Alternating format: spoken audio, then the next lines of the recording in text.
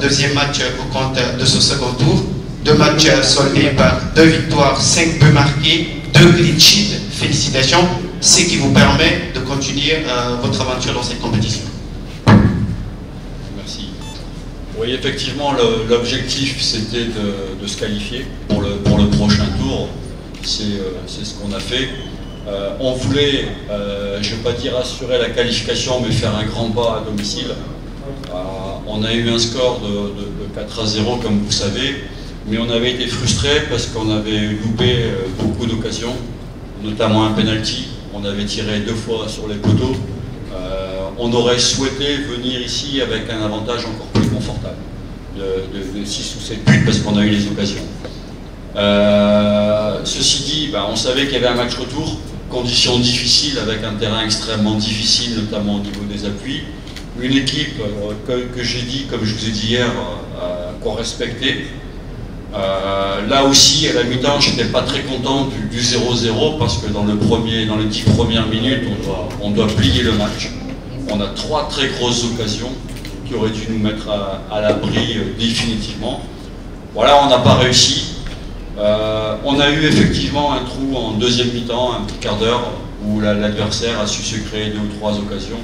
Mais bon, je pense que globalement, le nombre d'occasions qu'on a eu sur les 2 mi-temps, je suis content de la qualification. Bon, j'ai un peu de regret par rapport à l'efficacité, parce que notre jeu il est encore perfectible, mais je suis content de ce qu'ont fait les joueurs.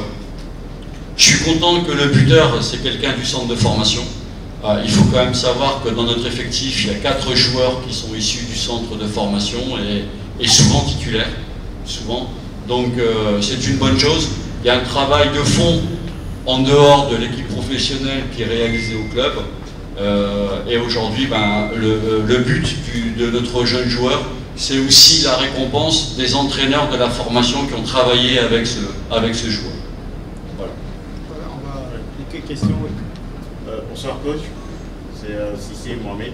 Alors moi ma question, ça serait une question spécifique, surtout par rapport à la performance de Lamine Diakité. On sait que vous aviez rappelé en conférence d'avant-match que c'est un élément certes important, mais qui doit aussi travailler sur le plan physique. Est-ce qu'aujourd'hui, vous étiez hier un peu dubitatif par rapport à sa titularisation? Globalement, comment vous pouvez décrire sa performance de cet après-midi? Il a fait un match où il a alterné le bon et le moins bon, mais je ne suis pas inquiet. Je suis pas inquiet parce que Lamine, c'est un joueur qui doit enchaîner les matchs pour retrouver ses sensations. Donc je pense que dans 2 ou 3 matchs, il aura la pleine mesure de ses moyens et progressivement, déjà par rapport au premier match, il a été mieux et je pense que ça va faire que continuer parce que les sensations, c'est que de la compétition et quand il aura enchaîné 3 ou 4 matchs ou 4 ou 5 matchs, on aura le Lamine à 100%. Merci. Question? Oui. Coach, vous avez joué face à une équipe qui jouait à domicile, mais qui malheureusement n'avait pas son public, un grand public derrière lui. Pensez-vous que s'il y avait un public, le résultat pourrait être autrement? Bon, je ne sais pas, parce qu'on s'est retrouvé dans la même situation au Raymond Star, où le match retour était à la gosse, devant un public qui a encouragé son équipe. On a su résister, on a su gagner là-bas aussi, un match très difficile. Donc je pense que mes joueurs, quand il y a un public, alors quand il y a le nôtre, ils sont encore plus survoltés parce qu'on a un public fantastique, et on l'a vu lors du match aller. Mais en plus, quand on joue dans l'adversité avec le public adverse, on a une équipe qui est capable de supporter la pression et d'être performante. Oui, John.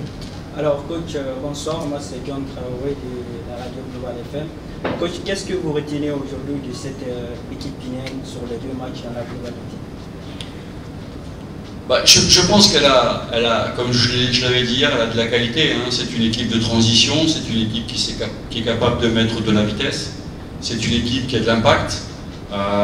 Peut-être qu'aujourd'hui, ils sont un peu désavantagés du fait qu'il n'y ait pas de compétition nationale et que derrière, ils ne peuvent pas enchaîner les matchs comme ils veulent, parce que ce qui fait qu'une équipe progresse à tout point de vue, c'est la vraie compétition.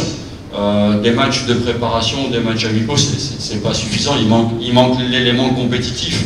Et je pense que le championnat, nous, on est, contrairement à eux, sur un rythme de fou, puisqu'on joue tous les 3-4 jours avec la CAF et le championnat. Mais eux, peut-être qu'il leur a manqué un peu de compétition, mais c'est une bonne équipe. Et d'ailleurs, le coach le disait, elle nous a posé des problèmes en deuxième mi-temps sur à peu près un quart d'heure, 20 minutes. Oui. Bonsoir. Ça va réaliser les résultats du FNF, vous vous imposez dans les retours. À votre avis, qu'est-ce qui a manqué à cette équipe de la simplicité? Ouais. Je pense sincèrement et très modestement qu'on on a une équipe supérieure, notamment sur le plan tactique et technique. On a fait un excellent match à domicile, où on s'est créé une bonne dizaine d'occasions, où on a manqué d'efficacité, j'ai dit tout à l'heure. Donc je pense qu'on est en avance sur eux. Mais encore une fois, est-ce que c'est de la qualité individuelle ou de la qualité collective?